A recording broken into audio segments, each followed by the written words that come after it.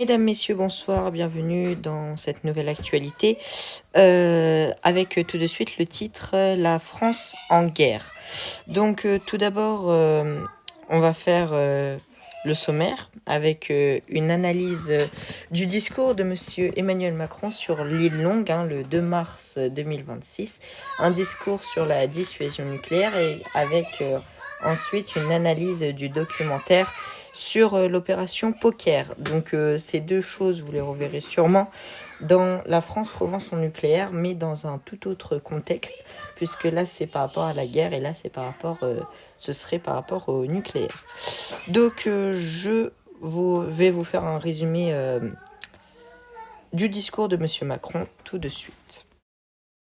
Donc le discours d'Emmanuel Macron, dans le contexte de l'île Longue, avec un sous-marin derrière, comme on peut le voir sur la photo. Voilà, donc comme on peut le voir sur ces images, Emmanuel Macron qui se tient derrière un sous-marin. Ensuite, je vais vous mettre le petit passage, vraiment le tout début du discours de Monsieur Macron, où on va pouvoir voir qu'il prend le peuple de haut, comme j'ai un professeur qui a dit, le peuple français n'aime pas qu'on le prenne de haut. Malheureusement, c'est ce qui se passe. Il n'annonce en aucun cas le peuple français. Donc je vous laisse écouter ce magnifique petit extrait du discours de Monsieur Macron.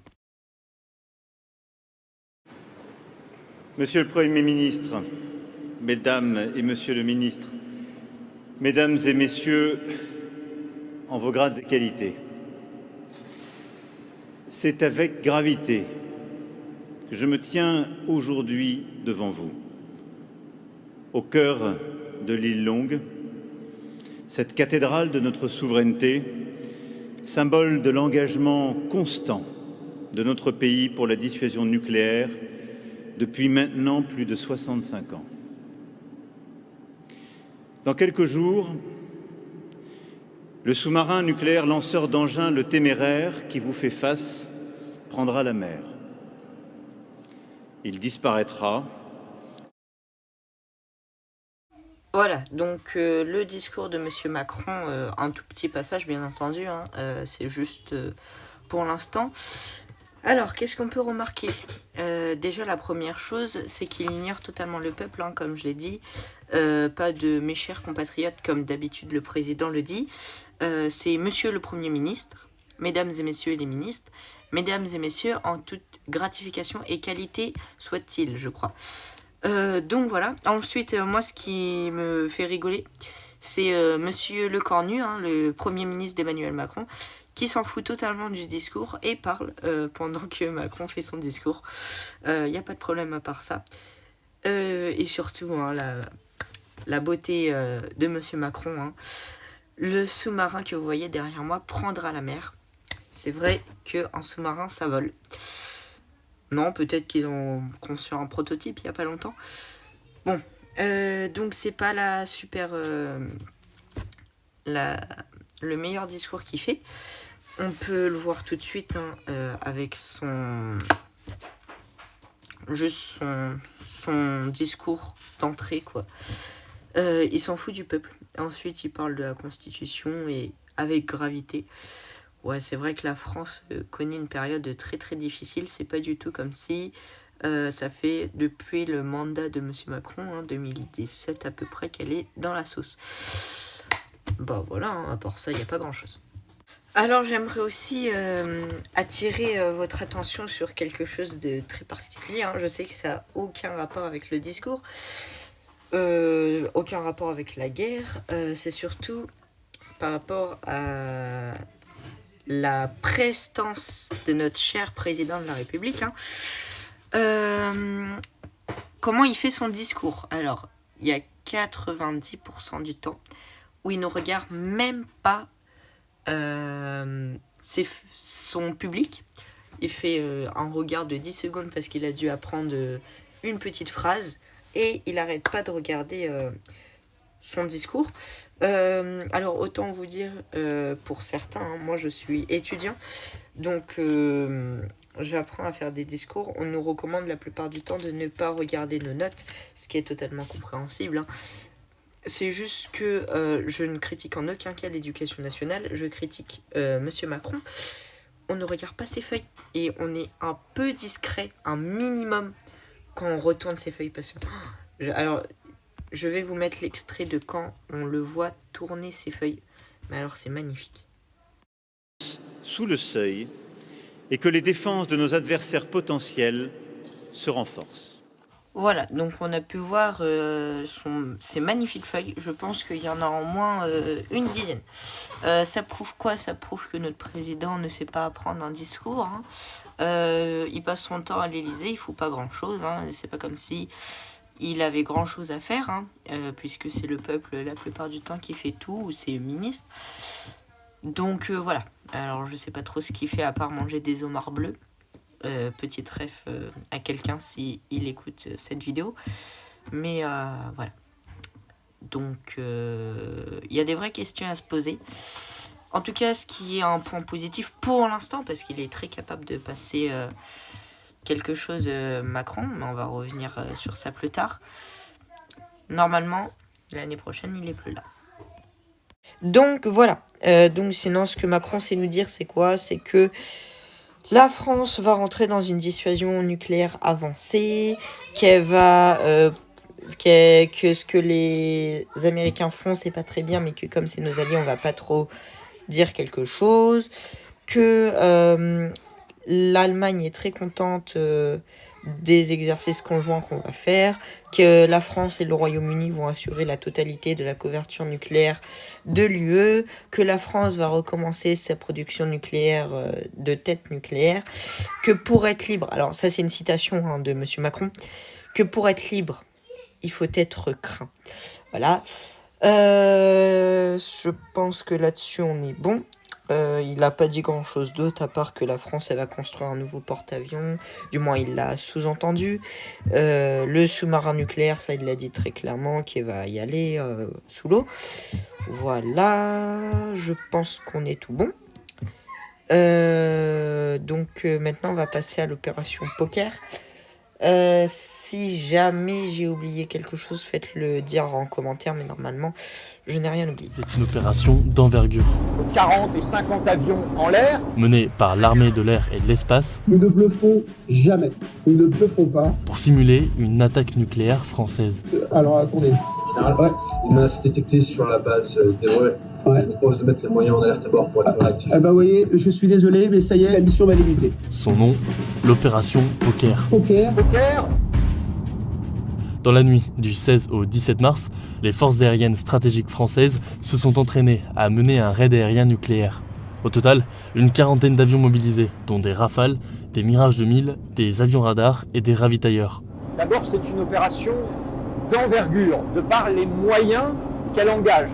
Des moyens aériens, des moyens au sol, des moyens dans l'espace. Et pour mettre en œuvre et soutenir tous ces moyens, un effort humain très important. Pour cette simulation, les avions sont partis de Bretagne. Ils ont longé la façade atlantique, puis les Pyrénées jusqu'à la Méditerranée.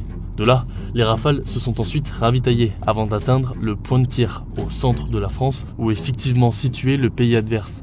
On a eu un réveil particulier, celui de se lever très tôt dans la nuit, pour ensuite vivre un vol particulièrement long, qui a de nombreuses phases. Ça veut dire une nécessité de vigilance régulière, et on voit qu'on éprouve notre personnel. Cette opération poker n'a lieu que 4 fois par an. À chaque opération, l'espace aérien doit être fermé. Le but de cette opération, c'est de faire passer un message aux autres pays. Celui de montrer à nos alliés, nos compétiteurs, notre crédibilité opérationnelle, la qualité de nos équipages et leur capacité à atteindre l'objectif qui est fixé par le président de la République. En France, c'est au président de la République que revient la décision d'utiliser l'arme nucléaire. Ce 2 mars, dans un cadre exceptionnel et dans un contexte géopolitique particulièrement belliqueux, Emmanuel Macron tenait un discours sur la dissuasion nucléaire. Le président annonçait faire entrer la France dans une nouvelle étape Une dissuasion avancée qui comprend une forme d'élargissement du parapluie nucléaire français à 8 pays européens, tout en restant le seul décisionnaire. Cette dissuasion avancée inclut aussi l'augmentation de têtes nucléaires sans en préciser le nombre. Pour être libre donc, il faut être craint. Et pour être craint, il faut être puissant. Cette augmentation de notre arsenal en témoigne. Vive la République! Vive la France!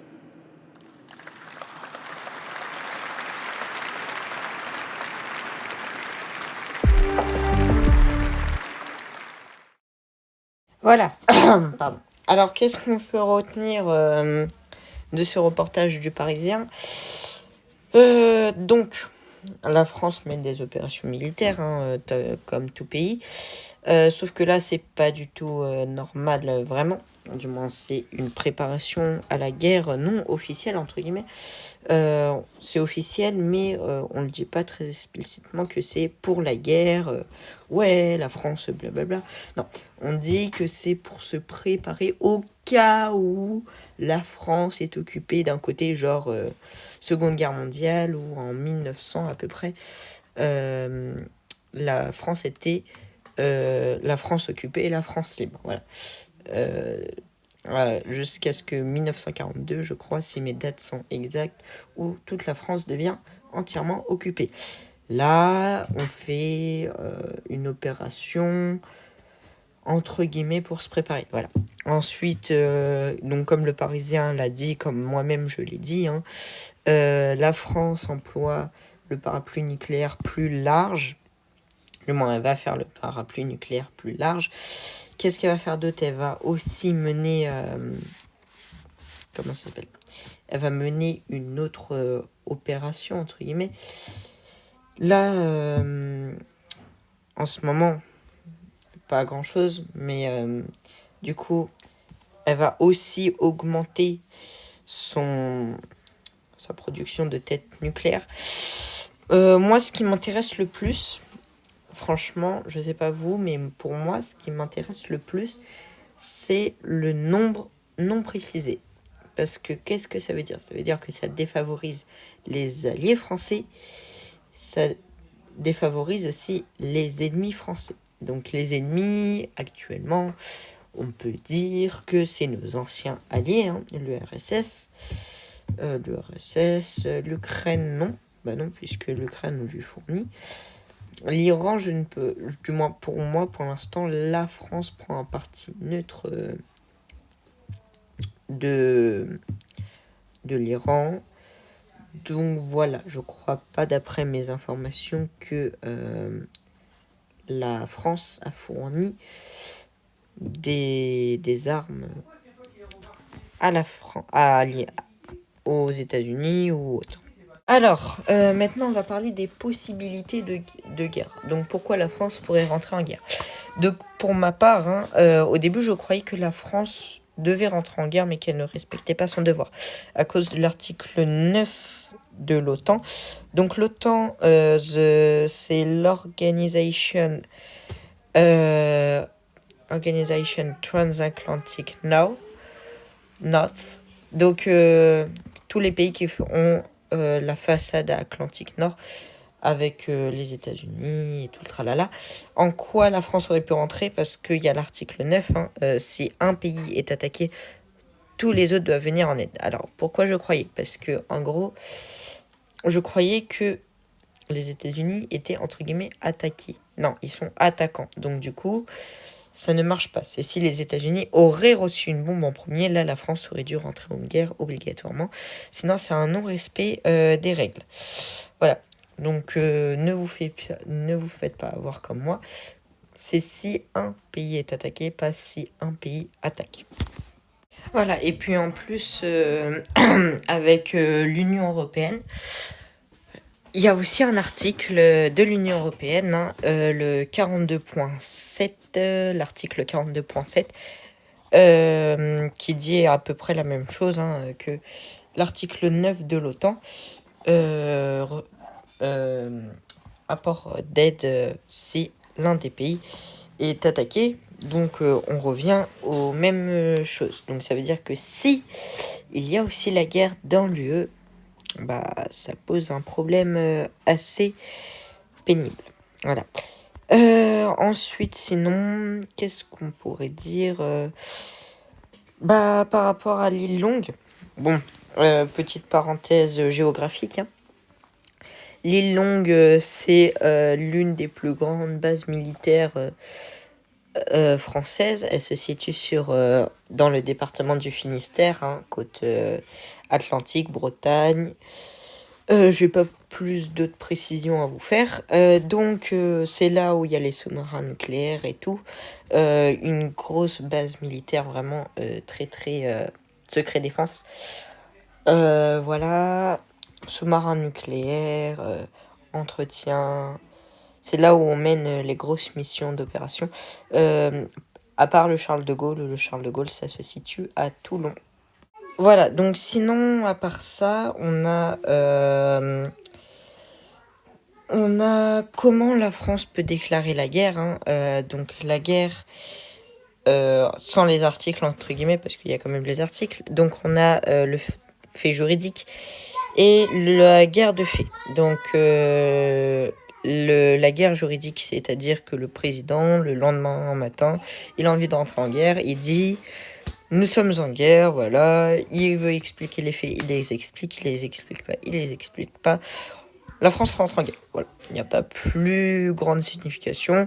Le président, avec la Constitution, a un pouvoir beaucoup plus important que dans la 4ème République, donc il a le droit de rentrer en guerre pour X raisons.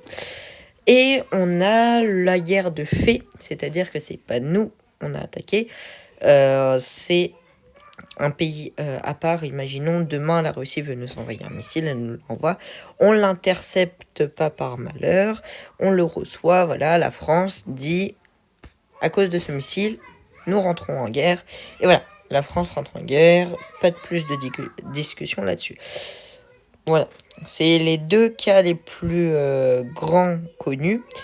Sinon, par rapport à Emmanuel Macron, comme je le disais tout à l'heure, pour finir ça avant l'interview, donc pour Monsieur Macron, pourquoi il aimerait, pourquoi la plupart des présidents voudraient, alors certains non, parce qu'ils sont pacifistes, il y en a, ils sont belloucistes de l'étymologie bellum, guerre, voilà. Donc... Parce que, en fait, l'article 16 de la Constitution qui a été rédigé dans la 5ème République, l'article 16 permet au président d'avoir des pouvoirs étendus. Voilà. Donc, en gros, ce serait un peu un roi. Voilà. Donc, voilà. Donc, maintenant, je vous propose de passer à l'interview et on va finir après, juste avant, avec une petite conclusion. Voilà, donc en conclusion, la France en guerre, elle pourrait, si un des pays de l'OTAN ou de l'UE se fait attaquer et non attaque, sinon elle pourrait totalement rentrer en guerre à cause de la guerre juridique ou de fait. Ensuite, la France est en ce moment en train de se réarmer au niveau nucléaire et au niveau militaire, voilà. Elle investit beaucoup plus de budget, j'ai oublié de le dire, mais elle investit.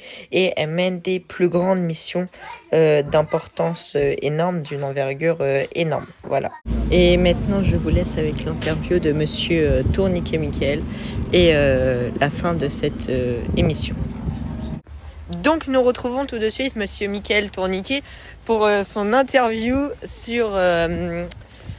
La France en guerre, titre d'ailleurs assez compréhensible. Donc bonjour. Bonjour. Qu'est-ce que vous pensez du coup déjà du discours de Monsieur Macron? Alors déjà, mention honorable à Macron pour savoir très bien cacher ses feuilles. Très fort. Je vais imaginer qu'il avait totalement pas un texte dessus, 100% préfet et une chance sur deux même pas fait par lui. Ensuite aussi, je tiens à dire,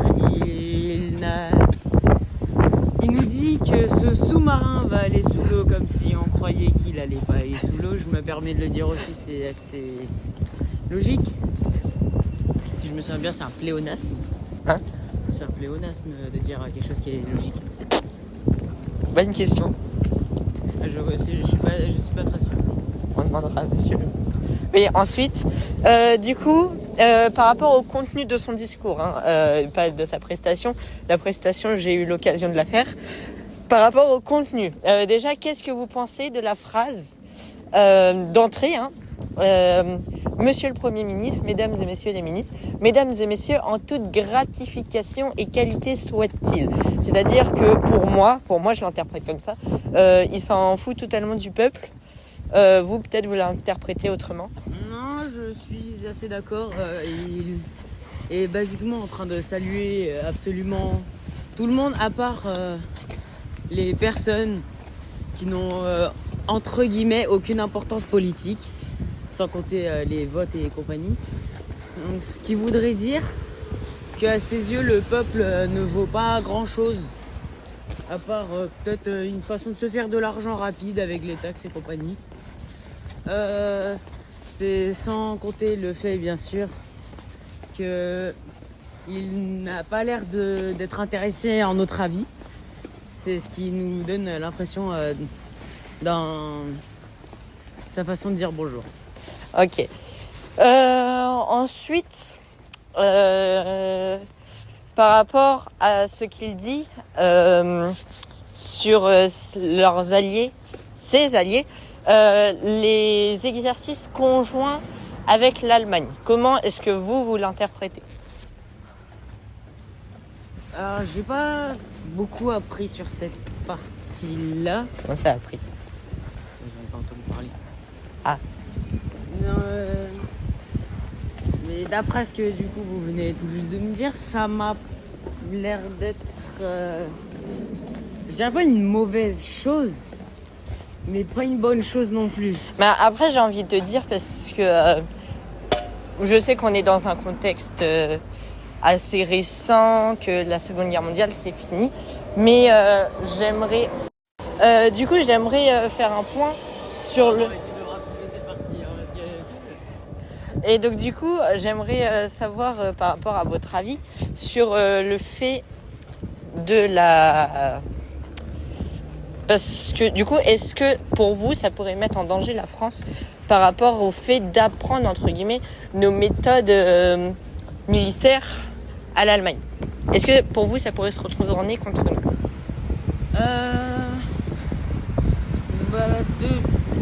Je crois pas qu'on est vraiment dans de mauvais termes avec l'Allemagne de ces jours en ce moment, en tout cas. Après, c'est un peu normal, elle nous dirige. Oui, aussi, mais ça, c'est un autre sujet. Du coup, je dirais pas ça nous mettrait en danger si on parle du cas présent. Si on parle du cas futur, ça peut être une toute autre histoire. Et par rapport à la dissuasion nucléaire avancée, pour vous, qu'est-ce que ça peut apporter Ça peut apporter du positif ou du négatif ou les deux ? Alors moi je dis ça peut apporter les deux parce qu'il y a une chance déjà que ça nous permet d'avoir un avantage si on se fait attaquer, vu que les ennemis vont être un peu plus... ils vont faire attention quoi, ils vont pas directement attaquer, ils vont prendre leur temps. Mais ça peut aussi être pris comme une provocation si on regarde d'un côté. Par rapport à... Au fait que oui, on a des armes nucléaires et nous on s'est protégés comparé à quelqu'un d'autre. Ça peut être pris comme de cette façon. Vous savez, c'est quoi la dissuasion nucléaire avancée ? Oui, c'est faire peur aux ennemis avec le nucléaire. Et vous savez pourquoi elle est avancée ? Oui, c'est l'entraînement pour protéger le peuple. Non, pour protéger toute l'UE. Oui, toute l'UE. Non, pas juste le peuple, toute l'UE. Pratiquement tout le peuple de l'UE. Oui, ok. Et sinon, par rapport à l'opération Poker, qu'est-ce que vous en pensez ? C'est proche un peu de la dissuasion nucléaire, je dirais. Ça a un rapport avec le nucléaire. C'est entraîner, si je me souviens bien, c'est entraîner l'armée avec le déploiement nucléaire Et comment... en fait, c'est une tactique, encore une fois, pour faire peur aux adversaires. En leur montrant qu'on sait manipuler le nucléaire en attaque autant qu'en défense. Ok, et aussi, je tiens à le rappeler, montrer aux ennemis à quoi ils devraient s'affronter et aussi montrer aux alliés qu'on est capable.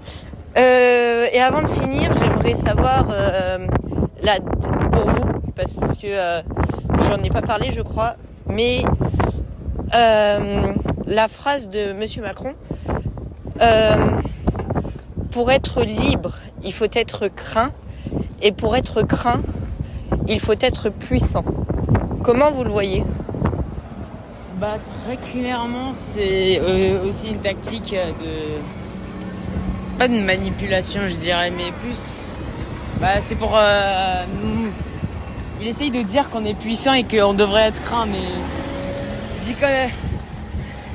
Vraiment, je trouve cette phrase, elle est pas réfléchie parce que il est basiquement en train de dire que le seul moyen d'être bien vu par tout le monde, c'est d'être puissant, donc la guerre.